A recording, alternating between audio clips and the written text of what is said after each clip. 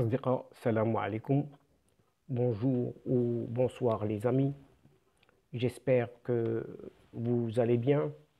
Bienvenue sur votre chaîne Bled Magharibia qui attend comme habituellement vos encouragements en la partageant autour de vous et auprès de toutes vos connaissances.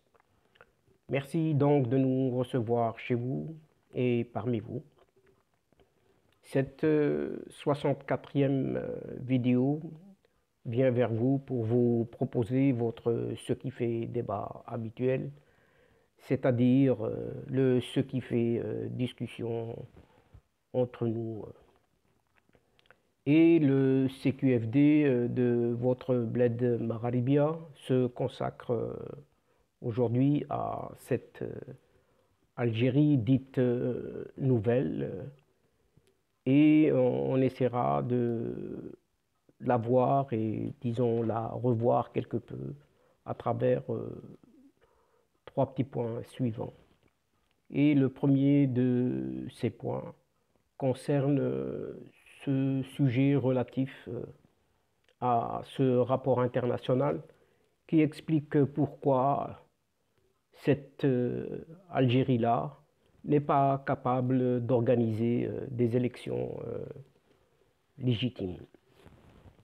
C'est du moins ce que souligne un rapport international approfondi qui a passé en revue les complexités de la situation politique actuelle en Algérie en soulignant que les autorités algériennes sont totalement en décalage par rapport aux autres systèmes politiques dans le monde qui tentent de se moderniser en se conformant aux normes démocratiques les plus élémentaires.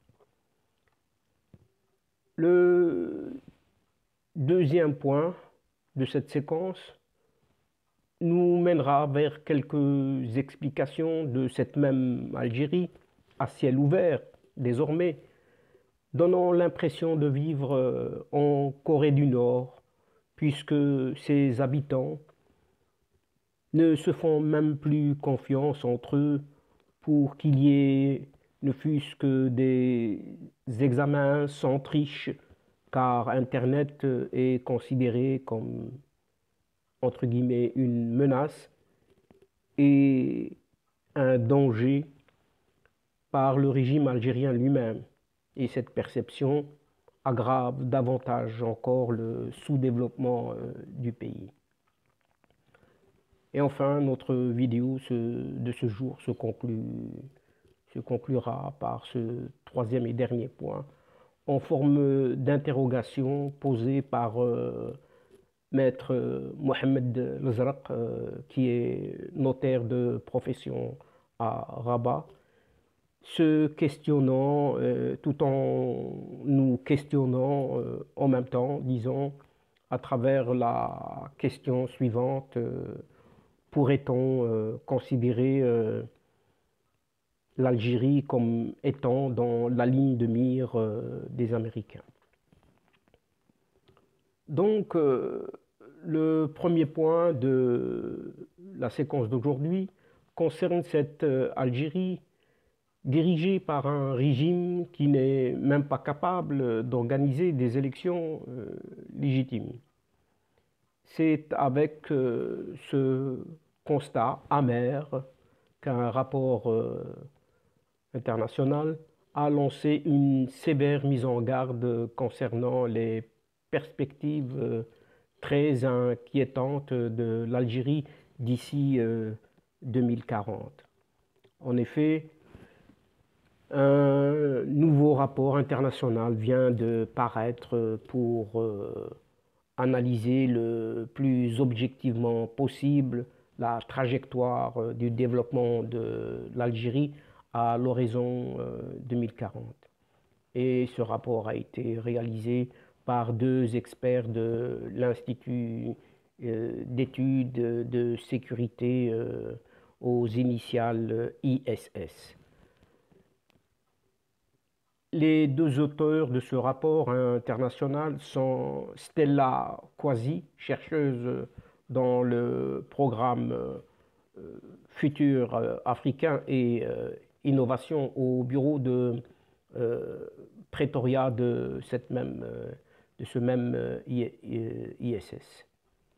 Et avant de rejoindre donc l'ISS, elle était adjointe de recherche au centre Frédéric Pardrix for International Future à l'université de Denver au Colorado.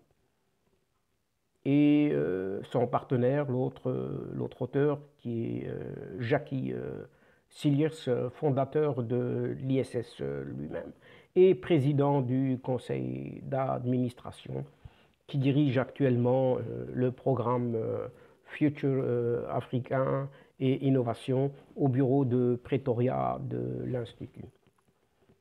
Et depuis, donc, il a démissionné de son poste de directeur général en 2015.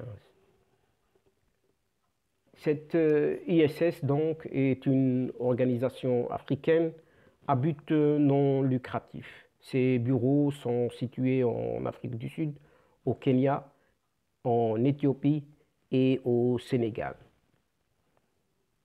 Ses domaines de compétences sont la criminalité transnationale, la migration, la sécurité maritime et le développement, le maintien et la consolidation de la paix, la prévention de la criminalité et la justice pénale, l'analyse des conflits et la gouvernance, etc. Donc, cette ISS fournit des analyses opportunes et fiables, des formations pratiques et de l'assistance technique au gouvernement et à la société civile. Pour en revenir à ce rapport portant sur la trajectoire de développement de l'Algérie à l'horizon 2040, a été financé, nous apprend cet institut ISS, par le gouvernement des Pays-Bas, la fondation Hans Seidel et l'agence suédoise de coopération internationale au développement. Ce rapport de l'ISS donc estime qu'il faut décrypter la situation politique de cette Algérie en prenant en considération l'indice dit Varieties of Democracy, variété de démocratie, V-DEM pour démocratie, qui distingue la démocratie substantielle ou dite libérale de la démocratie électorale, autrement dit nominale. Selon les données historiques de VDM, la note de la démocratie électorale en Algérie s'est améliorée, mais l'écart entre la démocratie électorale et la démocratie dite libérale s'est creusé, souligne à ce sujet le rapport de cette ISS. Autrement dit, et ce qui explique que si l'Algérie semble procéder à des élections régulières, celles-ci manquent de légitimité et que de nombreuses institutions indépendantes, généralement associées à la démocratie, sont absentes ou n'existent seulement qu'en apparence. Analyse encore les deux experts auteurs de ce rapport international, d'après lequel les niveaux de démocratie libérale sont restés en grande partie inchangés. Quelle que soit la situation intérieure, des données provenant de 3 sources suggèrent que la gouvernance en Algérie est en décalage par rapport à celle de ses pairs à l'échelle mondiale. Ainsi, en Algérie, la promesse de la démocratie n'est donc pas tenue et il est inévitable que les citoyens se sentent de plus en plus frustrés, indique encore ce rapport international, qui met en garde contre les conséquences fâcheuses de cette impasse politique qui ne cesse de se perpétuer depuis des décennies en Algérie.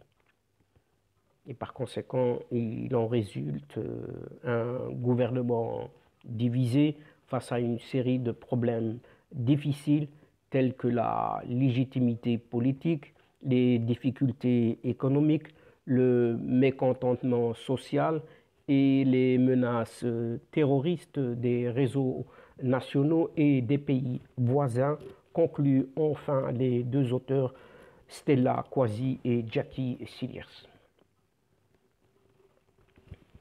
Quant à notre deuxième point, qui revient toujours à cette même Algérie, dite entre guillemets nouvelle, qui n'ouvre décidément pas ses vannes qu'après 18 heures seulement, pour que les Algériennes et les Algériens accèdent enfin à Internet, puisque les autorités ont rétabli le réseau à la fin seulement des examens programmés à l'occasion de cette première journée des épreuves du baccalauréat. Cas unique au monde. L'Algérie se prive durant toute la journée d'Internet pour organiser de simples épreuves d'un examen scolaire totalement ordinaire et qui ne présente aucun impact stratégique pour la sécurité nationale. Mais en vérité, ces coupures intempestives durant les épreuves du baccalauréat traduisent la perception angoissante et inquiétante de cet Internet que développe le régime algérien. Et cette perception assimile Internet à une menace contre on ne sait quelle sécurité nationale ou autre souveraineté du pays. Une menace contre la pérennité du pouvoir en place, car Internet fournit, semble-t-il, des opportunités de liberté et des possibilités d'émancipation qui alimentent les craintes profondes chez les décideurs algériens. C'est à partir de cette même perception que les autorités algériennes ont imposé des restrictions très sévères et un contrôle sécuritaire exagéré et absolutiste pour développer le taux de pénétration d'Internet dans le pays. Malheureusement, cette attitude trop méfiante du sécuritaire a saboté le développement numérique de cette Algérie. Preuve en est, l'Algérie est parmi les pays les plus archaïques dans les usages des nouvelles technologies, de l'information et de la communication, autrement dit le TIC, le TIC, et le paiement en ligne en est un exemple éloquent et même effarant. En effet, en Algérie, l'utilisation du paiement en ligne est ridicule et insignifiante, faisant du pays l'un des plus sous-développés dans ce segment caractéristique de la modernité. Pour preuve, en 2019, le nombre des transactions en ligne en Algérie était seulement de 202 480. Et en 2020, ce nombre monte jusqu'à 728 394, réalisant un bond forcé par le contexte sanitaire de la pandémie du Covid-19, dont les conséquences économiques désastreuses ont provoqué une poignante crise de liquidité. Ces chiffres restent totalement décevants par rapport aux autres pays voisins. À titre d'exemple, en Tunisie, le ministère du Commerce de Tunisie a publié les chiffres du commerce en ligne pour 2019, soulignant le développement de ce secteur, puisque 3 millions de transactions commerciales ont été effectuées sur toute l'année. Cela représente une hausse de 21% par rapport à 2018, notamment due à la croissance des sites web marchands ayant recours au dinar et au click to pay, à savoir plus de 13% en une année. Et toujours selon la même source, cette tendance devrait se confirmer dans les années à venir grâce à des initiatives visant à stimuler le commerce électronique, les toutes petites entreprises, TPE, et les petites et moyennes entreprises, PME, tunisiennes, pourront bénéficier de guichets uniques dès le mois de mars 2020. Le premier, situé à l'aéroport de Tunis-Carthage, permet des transactions avec les moyens de paiement nationaux et internationaux conformes aux dernières normes de sécurité internationale. Deuxième exemple, le Maroc devance encore largement l'Algérie, puisque au cours de l'année 2020, l'activité des paiements en ligne des cartes marocaines a progressé de plus de 46,5% en nombre d'opérations, en passant de 9 400 000 transactions durant l'année 2019 à 13 800 000 transactions durant l'année 2020. Par conséquent, plus de 29,7% en montant, crescendo, tout le temps en croissance. L'Algérie est donc un ridicule, entre guillemets, nain électronique devant la Tunisie et le Maroc. Pourquoi? Tout simplement parce que son développement numérique est encore insignifiant. Et cette faiblesse criante en matière de développement numérique a fait de l'Algérie l'un des pays les plus fragiles face aux cyberattaques. La sécurité nationale est donc très fragile face aux diverses menaces criminelles modernes. Et selon le classement 2020 du site Comparitech, et bien qu'en légère amélioration, l'Algérie reste le pays le plus vulnérable en termes de cyberattaques. L'Algérie fait partie des pays ayant le plus grand nombre d'équipements infectés par des logiciels malveillants. L'Algérie est d'ailleurs si compliquée et hostile aux nouvelles technologies qu'elle est considérée aujourd'hui comme un marché assez difficile à pénétrer pour les investisseurs internationaux. Et pour cause, il est dominé par la demande publique et du fait de sa sensibilité est principalement géré par le ministère de l'Intérieur et le ministère de la Défense nationale dans le cadre de la biométrie et dans celui de la lutte contre la cybercriminalité. Cette domination outrageante de l'État et des institutions sécuritaires empêche clairement le développement numérique en rendant quasiment impossible d'attirer des investisseurs internationaux et des transferts de technologies depuis l'étranger. Et à force de percevoir Internet comme une menace, entre guillemets, l'Algérie a raté le train de la révolution technologique.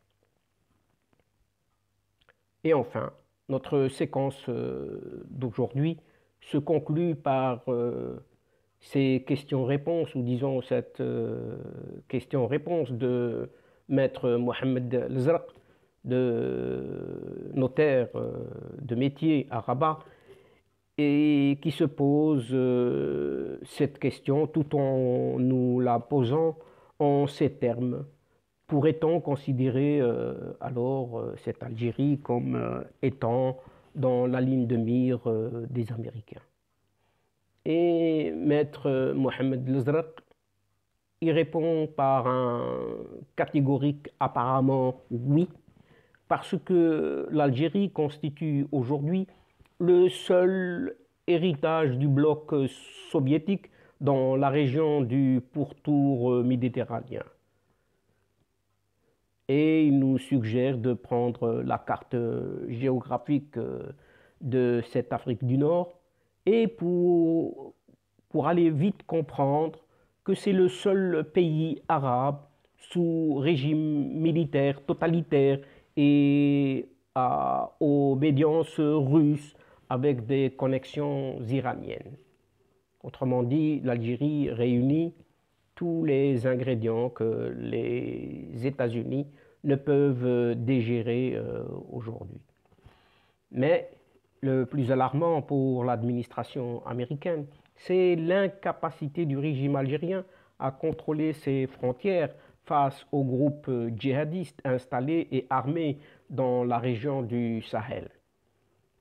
Bon nombre d'observateurs affirment même que le régime militaire algérien entretient secrètement des relations avec ces groupes djihadistes par le biais de son fidèle agent d'exécution qui est ce Polisario.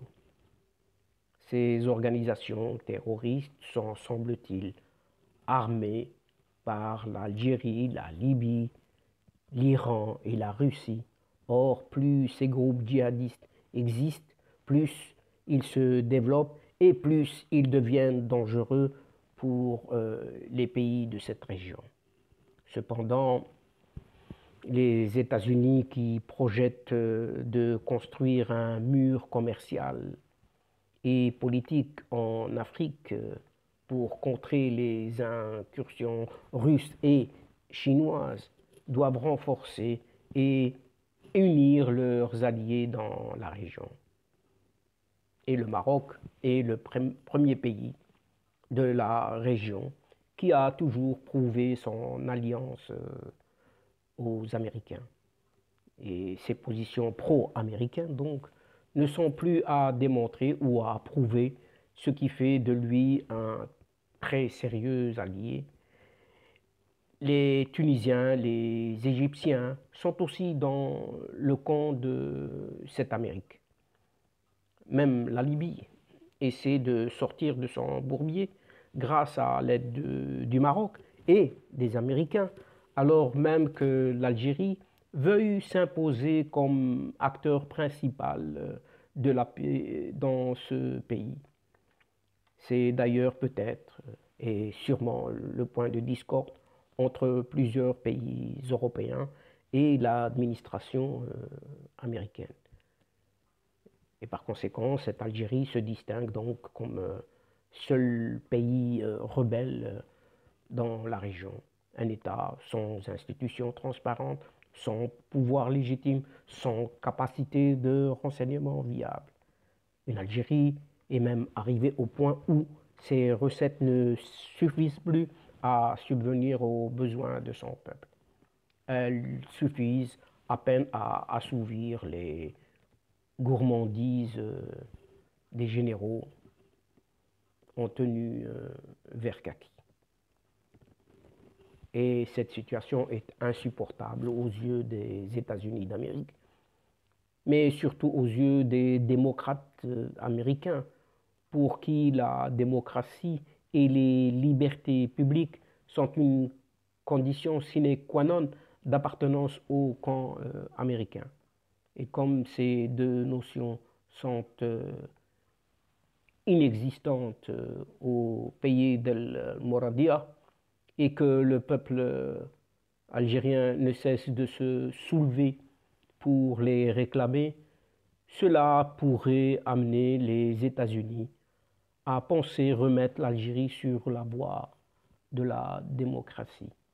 Et les moyens sont divers et nombreux. Les Américains ont une sérieuse expérience en cette matière.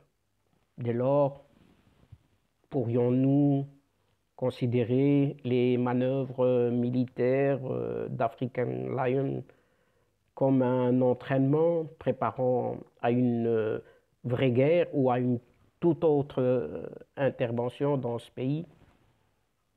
Maître Mohamed El-Zraq pense que oui, surtout si jamais le pays tombe en faillite financière et économique, ce qui est fort probable, et que le régime militaire ronde le tablier face à un soulèvement populaire armé, ou pourquoi pas, tout simplement un soulèvement civil, ce qui va certainement avoir pour effet de permettre aux groupes djihadistes basés au Sahel de se répandre dans le sud algérien pour gagner plus de terrain et plus d'affiliés encore.